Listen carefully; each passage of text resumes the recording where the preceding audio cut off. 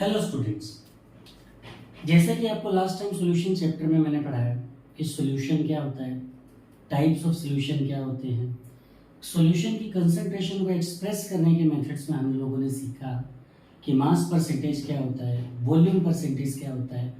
Previous video में मैंने आपको बताया कि मोलैरिटी क्या होती है, मोलैलिटी क्या होती है। आज हम उसी सीरीज के अंदर पढ़ते हैं कि मोल फ्रैक्शन कितनी इंपॉर्टेंट टर्म है जो हमेशा स्कूल एग्जाम्स में पूछी जाती है और कैसे ये कंपटीशन से भी अटैच्ड है। तो mole fraction, let us continue. It is represented by the symbol x। x से इसे रिप्रेजेंट करते हैं। When it comes to the definition, so it is the ratio of number of moles of one component to the total number of moles of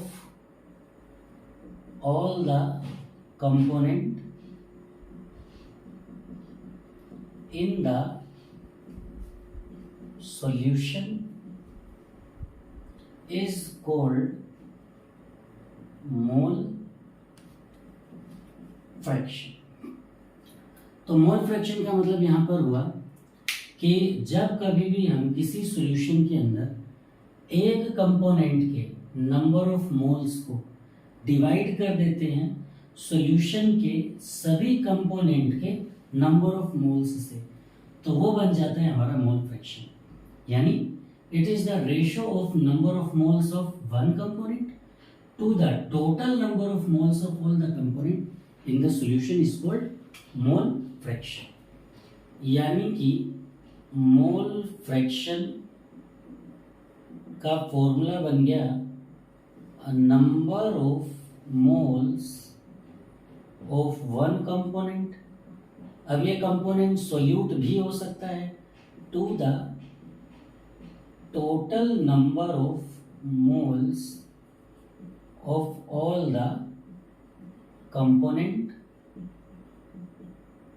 इसे हम कहते हैं mole fraction. आइए इसे हम कैसे समझ सकते हैं उसके ऊपर वर्क करते हैं। मैंने माना कि A है सॉल्वेंट और B है सोल्यूट। A सॉल्वेंट मान लिया मैंने और B सोल्यूट मान लिया। तो WA ये क्या बन गया, wait of solvent A। MA क्या बन गया, molecular mass of solvent A। तो इसी तरीके से NA क्या बन जाएगा, number of moles of solvent A, और XA will become the mole fraction of solvent A। इन सभी टर्म्स का इस्तेमाल अभी हम इसके फॉर्मूले को डिराइव करते समय करेंगे। तो A अगर मैंने सॉल्वेंट माना तो WA will be the weight of solvent, MA will be the molecular mass of the solvent, NA will be the number of moles of solvent, and XA will be the mole fraction of the solvent। तो क्या मैं इसी तरीके से नहीं मान सकता कि W भी क्या बन जाएगा, weight of solute B, MB बन जाएगा molecular mass of solute B, NV बन जाएगा number of moles of solute B, और same XB will become mole fraction of solute B। अब आइए इसकी मदद से हम समझते हैं। ए माना सॉल्वेंट और बी माना हमने सोल्यूट, ए सॉल्वेंट और बी सोल्यूट। तो मैंने इसका नंबर ऑफ मोल्स निकाला किस तरीके से, weight of solvent upon molecular mass of solvent. B का भी मैंने क्या निकाला, नंबर ऑफ मोल्स, जो 11th के अकॉर्डिंग फॉर्मूला होता है, वेट अपॉन मोलेक्युलर मास। अब मोल फ्रैक्शन ए का मुझे निकालना है, तो ये क्या बन जाएगा, number of moles of one component to the total number of moles of all the component.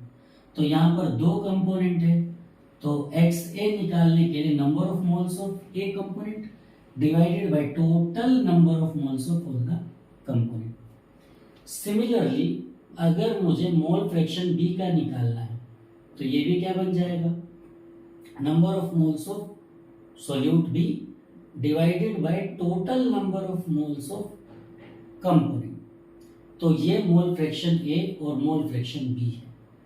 अगर मान लीजिए इसमें कोई थर्ड कंपोनेंट होता, तो उसे भी हम इस तरीके से लिखते, सी कंपोनेंट बनाकर, उसके भी नंबर ऑफ मोल्स निकालते, WC बाय MC बन जाता, और इस तरीके से उसके मोल फ्रैक्शन को निकालते। यहां पर एक चीज जो हमने एक्सपेरिमेंटली फाइंड आउट की है,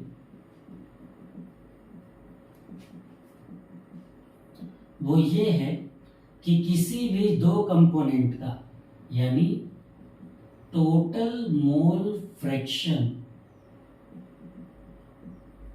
of solution is always equal to 1। यानी कि अगर बाइनरी सॉल्यूशन है जो कि दो कंपोनेंट्स का ही बना है, तो पहले का मोल फ्रैक्शन दूसरे का मोल फ्रैक्शन किसके बराबर होगा, 1।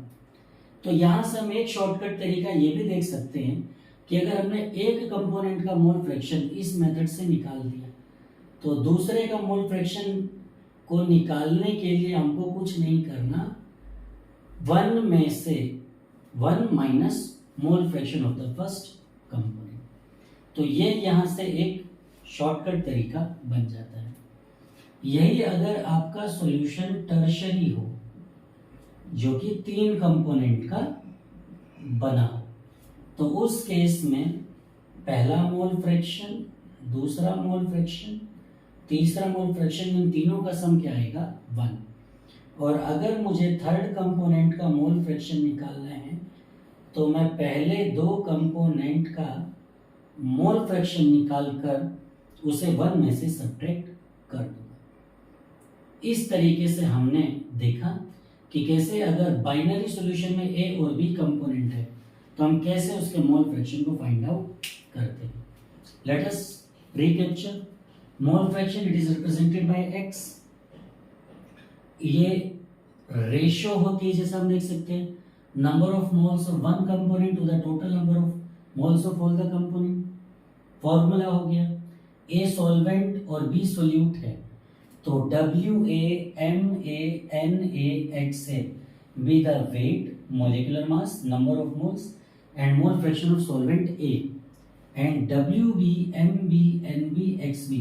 be the weight, molecular mass, number of moles and mole fraction of solute B.